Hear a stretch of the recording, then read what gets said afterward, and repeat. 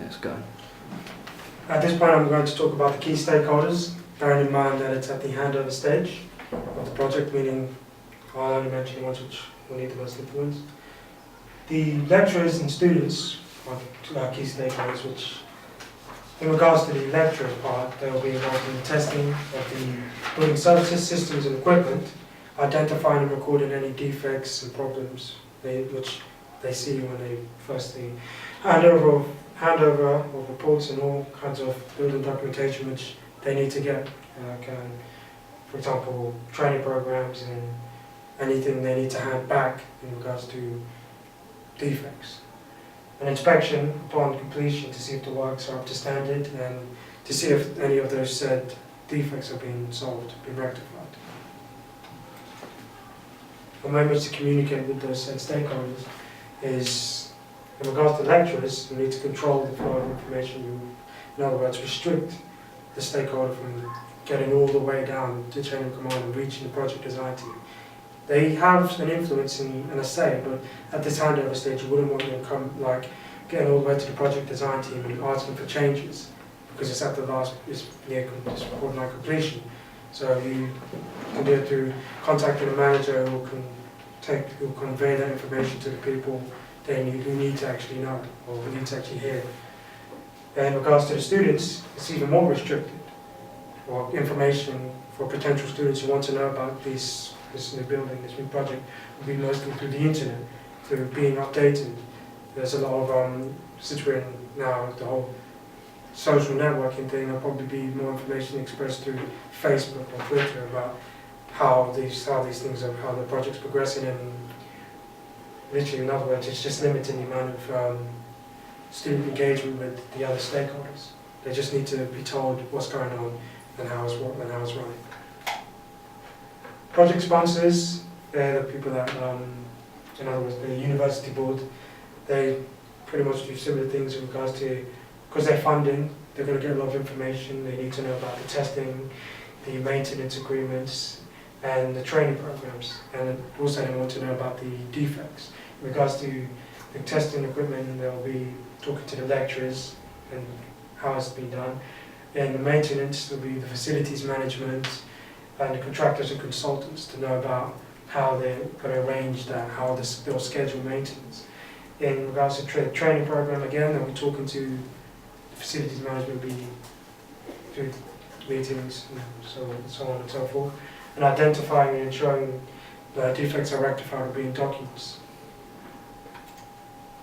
To communicate, communication with them will be through regular meetings and emails, and because it's at the handover stage, it will become all the more frequent. They'll need to know if defects are being sorted, if training schedules are being agreed, terms are being dealt with, and every party involved is happy.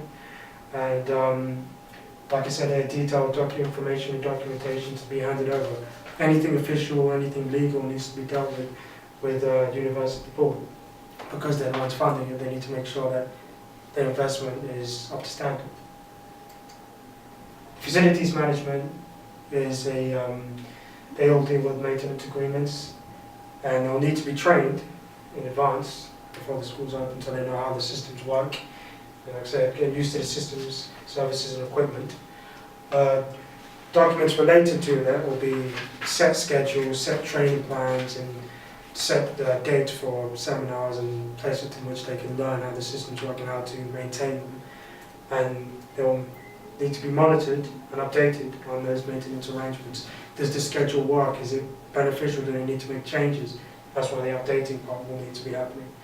For example, it's not since it hasn't exactly been tested, but no students have actually used it, so if any problems arise and any adjustments, we need to update. And the communication, like I said, will be through training programs and seminars and meetings, which will hand over specific documents. Those documents, like I said, will be schedules of maintenance to make sure that how things are done. And the seminars and training programs will be mainly for stuff which doesn't come, which isn't planned for.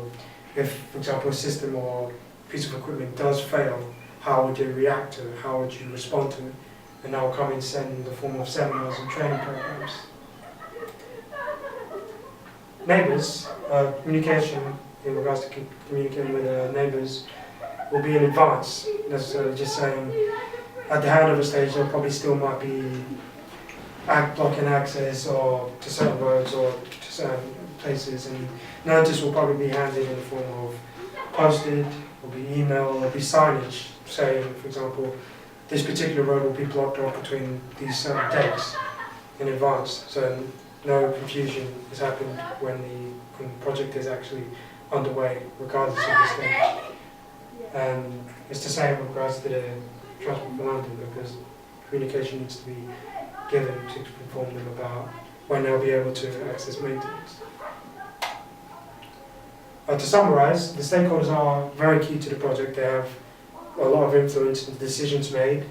You need to make sure you prioritise them because there's so many of them. You need to know which ones are important because it will save time, eliminate misunderstandings when it comes to the communication plan, and it can ensure completion to a high standard because no one's trying to jump in and say they want to change this and change that, because it's easier when they're only told what they need to know. And communication is that all stakeholders are aware of their objectives.